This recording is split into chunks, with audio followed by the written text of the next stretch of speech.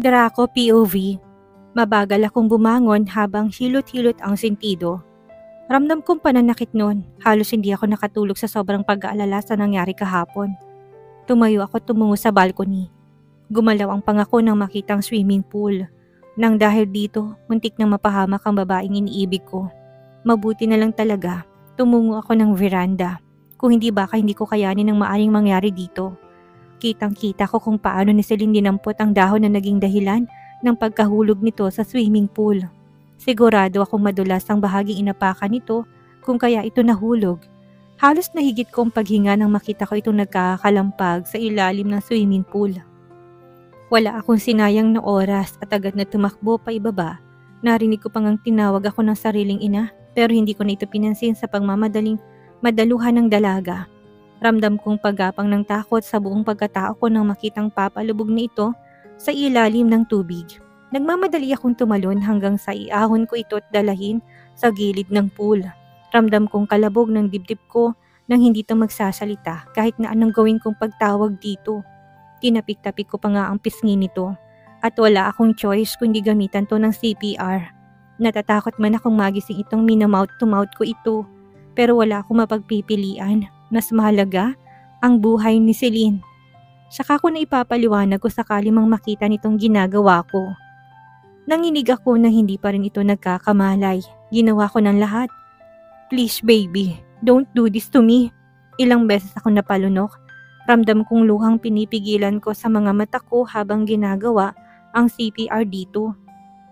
Napailing ako sabay igting ng panga kung kailan naman bubuhatin ko na to para dalahin sa ospital nang bigla itong umubo ng malakas. Sabay itong napaupo. Bigla ko nakahinga ng maluwag. Kumurap-kurap ako. Ramdam kong hapdi ng mga mata ko. Hinaplos-haplos ko pa ang likuran nito. Kitang-kita kong pagkagulat ni Celine nang makita ako. Ngunit hindi ko to nakitaan ng pagkatakot.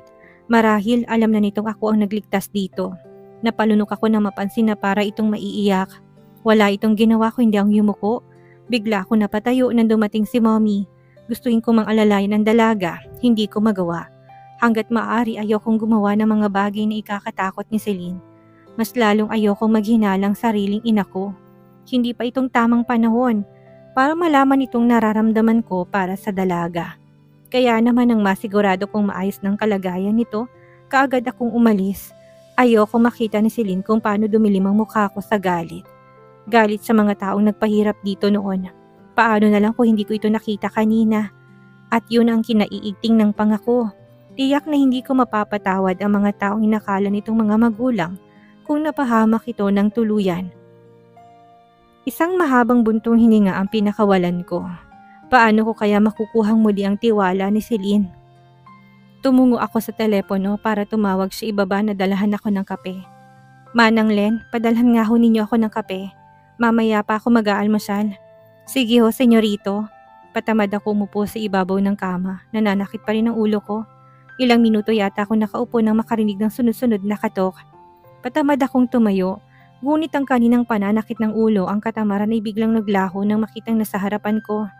Baby, wala yata ako natatandaan na hinabili ng si Manang na itong magdala ng kape. Iniisip ko pa lang kung paano ko to makikita at makakausap pero heto't nasa harapan ko na. Good morning po sir. Eto na po yung kape ninyo. Nakaramdam ako ng lungkot nang marinig ang salitang sir. So, hindi na ako nito tinuturing na kapatid. Pero mas mabuti na siguro yon. Kailangan kong itamang mga bagay-bagay. Kailangan itong malaman na mahal ko ito at hindi bilang kapatid, kundi bilang kabiyak. Thank you Celine. Maglilinis ka na ba? Pinilit ko maging casual sa harapan nito. Tipong parang walang nangyaring halikan noon. Kita ko na parang naguluhan ito sa ikinikilos ko. Pero hindi to tumitingin sa mga mata ko. Mamaya na po kapag lalabas na po kayo. At saka ito yumuko. Lihim akong bumitaw ng buntong hininga. Pwede ka na maglinis ngayon. Mamaya pa ako lalabas at pagkatapos kong maligo. Dediretso ako ng library. Marami akong kailangang gawin. Nang mabagal tong tumingin sa akin, muli kong nasilayan ang mapungay nitong mga mata. Hindi ka pa po mag-aalmusal? Bigla akong napalunok. Para may kung anong kumislot sa akin dahil sa kalambingan ng boses ni Celine. Nag-aalala ba ito? Pakiramdam ko tuloy, hindi na ito galit sa akin. Dahil ba siya nangyari sa swimming pool? Mabilis akong umiling. Nagkunwari ako na humilot ng batok. Wala akong gana. Medyo masakit ang ulo ko ngayon. Niluwangan ko ang pinto. Maglilinis ka na ba? Ngunit nanatili itong nakatingin sa akin. Sige po, tumango ako. Nauna na akong pumasok sa loob. Pinakiramdaman ko kung susunod ito. Uminom na po ba kayo ng gamot? Bigla ako napalingon dito. Nagkasiklop ang dalawang kamay nito. Para itong kinakabahan pero pilit na itinatago. Humiling ako. Mawawala din ito. Patungo na sana ako sa banyo na bigla akong mapahinto. Salamat nga po pala. Muli ko itong tinignan. Lumamlam ang mga mata nito. Para tuloy gusto ko na naman itong yakapin. Kung pwede lang talaga. Para saan? Pagkukunwari ko pa. Sa pagtulong niyo po sa akin kahapon. Napatitig ako ng kagati ni Celine ng ibabang labi nito. Mas lalo mo kong napapaibig, baby. Binabaliw mo ko. Alam mo ba yon? Gusto mo bang tanggapin ko ang pasasalamat mo? Naguguluhan man, nagawa pa rin itong tumango.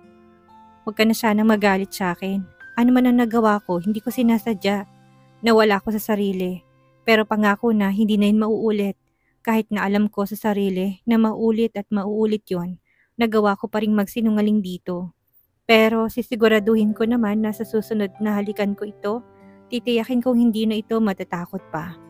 Gusto kong magsimula ulit kami. Gusto kong kumilos at ipakita dito ang kakaibang nararamdaman ko para dito. Bigla itong napayuko. I'm sorry, Celine. Please forgive me. Pagsusumamo ko. Okay po. Parang lumukso ang puso ko sa narinig ko. Pinapatawad mo na ako? Hindi ka nagalit? Pag-uulit ko pa. Tumingin to sa mga mata ko. Kung wala ka, baka wala na rin ako sa mundong ito. Dahil po sa inyo. Kaya buhay pa ako ngayon. Kaya sino ako para hindi ka patawarin? Gayong, ikaw po ang nagligtas sa akin. Hindi na rin po ako galit. Huwag na lang po sanang maulit yung nangyari. Napalunok ako. Tunay na napaka-inosente pa ng isip nito. Dalagang-dalaga na ito pero wala pang kamalay-malay pagdating sa pag-ibig. Paano ko kaya ito mapapaibig? Paano ko makukuha ang puso nito? Kaya niya ba akong mahalin? Kailangan ko pa bang ipaliwanag ditong tungkol sa isang relasyon? Paano ko ba mapapatibok ang puso nito? Talaga bang wala man lang itong kakaibang nararamdaman para sa akin? Hindi ba nito napapansin ang kagapuhan ko? Ang mala-Adonis kong pangangatawan?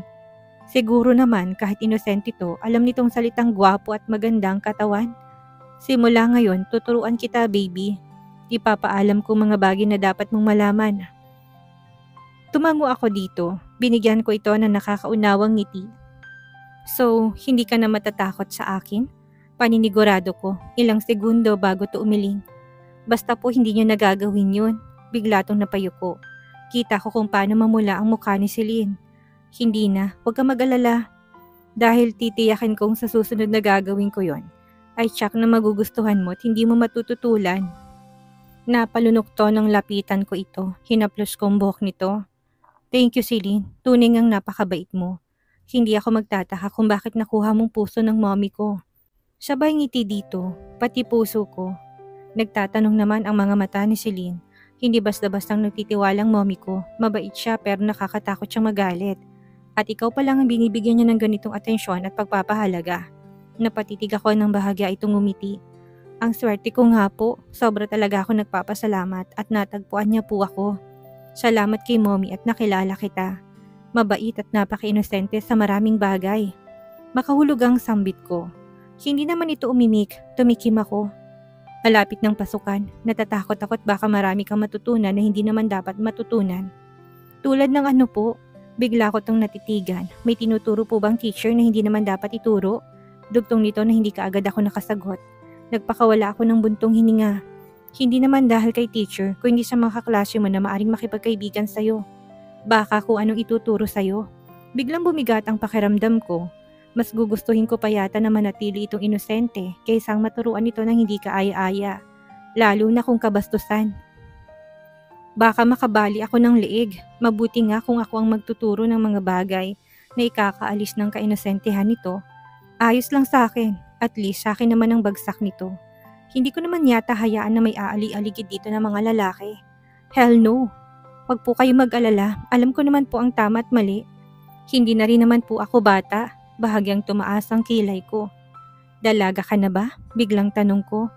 Gusto ko po itong subukan. Opo, hindi na po ako bata. Pasimple itong ngumuso. Nahiya pa talaga sa akin. Talaga ba? Kumunot ang noon ni Celine. Pigil naman ang ngiti sa labi ko. Mukha po ba akong bata sa paningin ninyo? Mabilis akong tumango. Sa paraan ng pananalita mo, mukha ka pang bata. Kahit sa pagkilos-kilos mo. Hindi ko nga alam na dalaga ka na pala. Akala ko nga malaking bulas ka lang. Gusto kong subukan kung paano to mainis. Malaman nga kung hanggang saan ang kainosentehan nito. Dalaga na raw siya eh. Well, let's see. Hindi po ba pwedeng magalang lang ako magsalita at maingat sa pagkilos at saka sinabi ko naman po sa inyo kung ilang taon na po ako. Gusto kong matawad para nga itong batang kailangang paniwalaan mo. Kung hindi iiyak ito. Yumuko ako sandali upang itagong ngiti sa labi. So ibig sabihin pala niyan, totoong dalaga ka na nga? Opo, rinig-rinig ko noon kapag 18 na raw, dalaga na raw po yun. Lagpas na po akong 18. Akmang magsasalita ako nang unahan ako ni Celine. Nagkakaroon na nga po ko ng menstruation eh. Bigla nalaki ang mga mata ko kasabay ng pag-ubo ko. Ramdam kong pamumula ng buong mukha ko. Ito bang dalaga? A pure innocent baby. Bigla ako napatalikod dito. Yumugyug ang balikat ko, tanda na natatawa ako. Kinikilig ako na napapailing. Hindi ko akalain na ganito ito ka-inosente. Sasabihin kung anong gustong sabihin. Hindi to alam na ang bagay na yon ay hindi na dapat sinasabi pa, lalo na sa isang lalaki. Okay lang po ba kayo? Bigla tong humarap sa akin. Wala nang ang takot nito. Hindi na rin talaga ito galit sa akin. Para itong bata na hindi nagtatanim ng sama ng loob. Sana makalimutan na rin nito ang nakaraan sa buhay nito. Bata ka pa nga, napangiti ako nang tumalim ang tingin nito sa akin. Sa wakas, bumalik na rin to sa dati.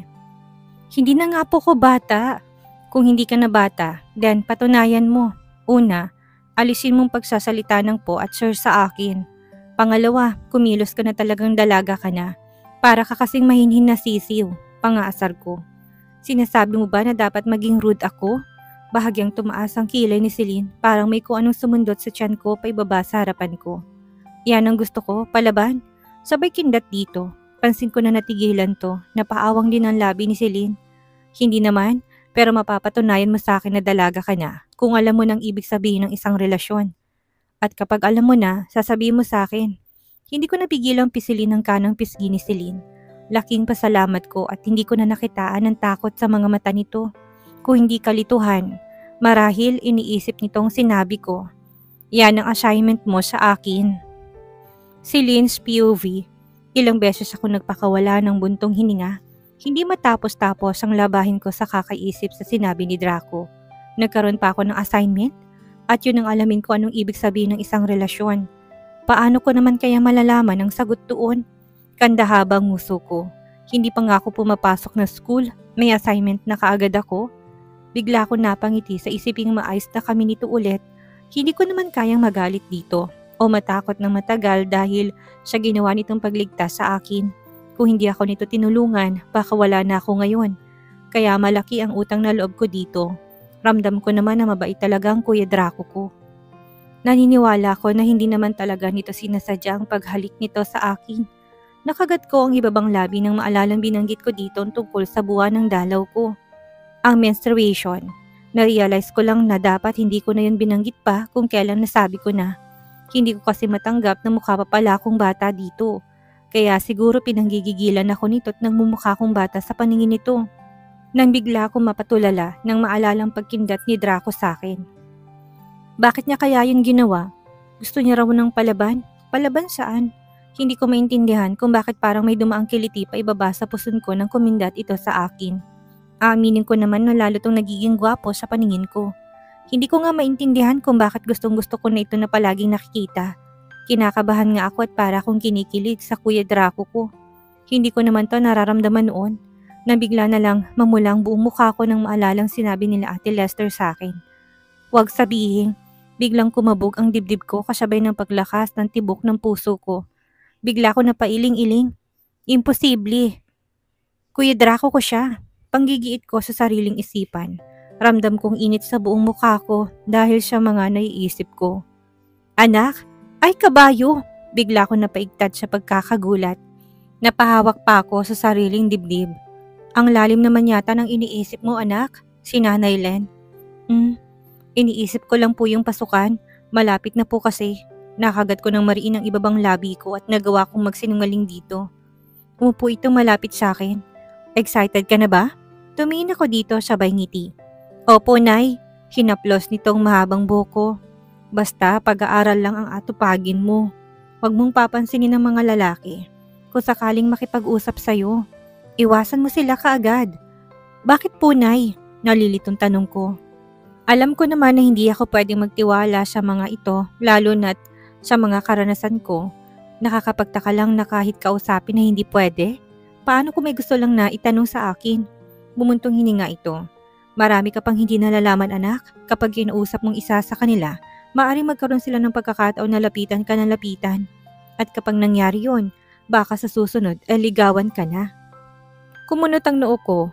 Ligawan? Ano po yun? Kita kong pagkabahala sa mukha nito. Paano ko ba ipapaliwanag? Bigla itong napakamot sa ulo. Tumitig ito sa akin. Hinaplos sa mukha ko. Hindi ako magtataka kung marami magkagusto sa'yo, anak. Maganda ka at may magandang pangangatawan. Matangkad ka rin. Sabay buntong hininga nito. Nag-aalala lang ako sa'yo, lalo na't napaka-inosente mo sa maraming bagay. Nalilito naman ako nakatingin dito.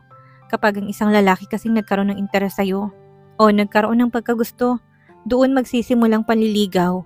Doon magsisimulang pagpapakita ng pagmamahal niya sa'yo sa pamamagitan ng gawa, kilos at pananalita. Hanggang sa makuha niya ang sagot mula sa'yo. Doon mabubuo ang isang relasyon.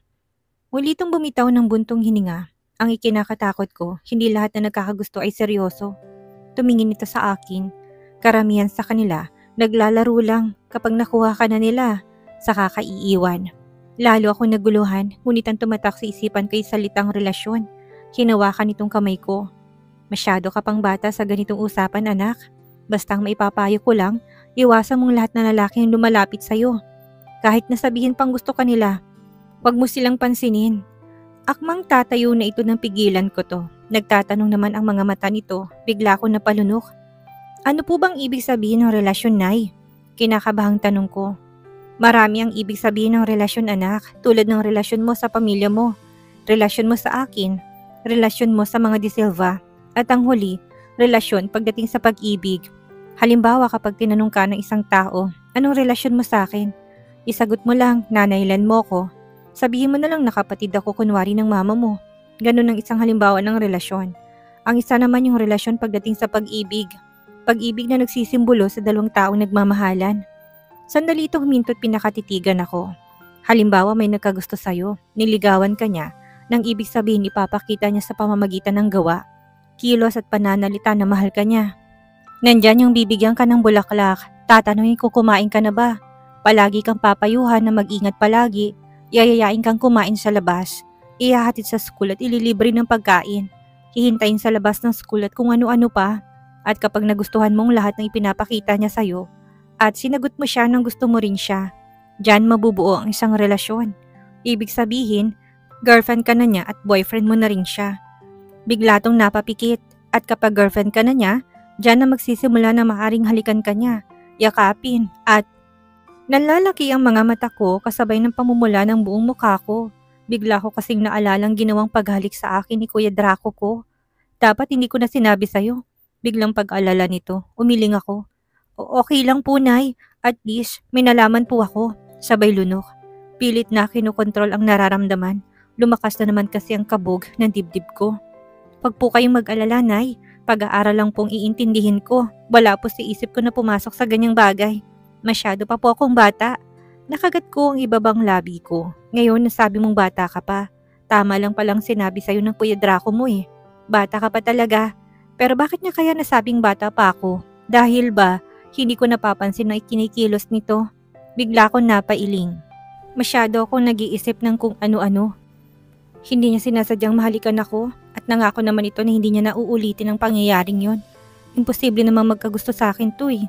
Mukha nga akong bata sa paningin niya. Tama, malabong mangyari yon.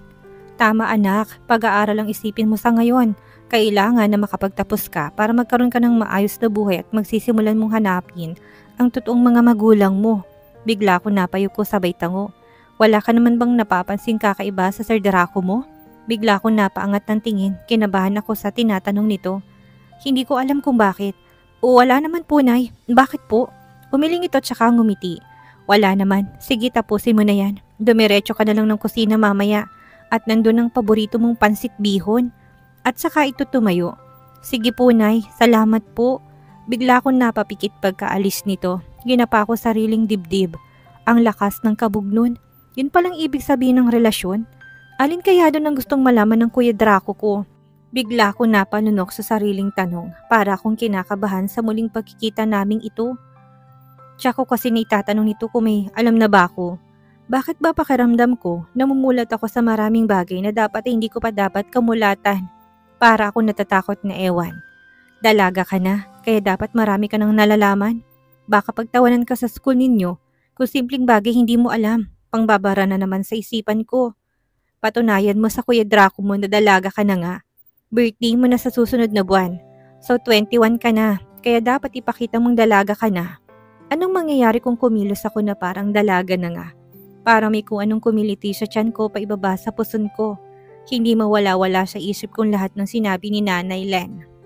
Tungkol sa isang relasyon, ibig sabihin kapag may nagkagusto sa akin, liligawan ako nito, bibigyan ng bulaklak, yayayain kumain sa labas, ihahatid sa school o hihintayin sa labas ng school. Ipapakita na itong mahal talaga ako nito sa pamamagitan ng gawa, kilos at pananalita nito. At kung magustuhan ko rin ito doon, mabubuo ang tinatawag na relasyon. Natakpan kong sariling mukha ko ng dalawang kamay ko nang maalalang hahalikan ako nito oras na maging girlfriend ako nito. Bigla akong napailing-iling. Bakit ko ba naiisip ang mga bagay na to? Wala sa isip kong pumasok sa isang relasyon. Hindi ko nga alam kung paano umibig eh. Hindi nga ba? Panunukso ng bahaging isipan ko. Lalo ko naiinis at hindi na nawala sa isip kong Kuya Draco ko. At dito na po nagtatapos ang kabanata ng ating kwento at sana'y muli niyo po akong samahan sa mga susunod pang kabanata. Maraming salamat po at keep safe everyone.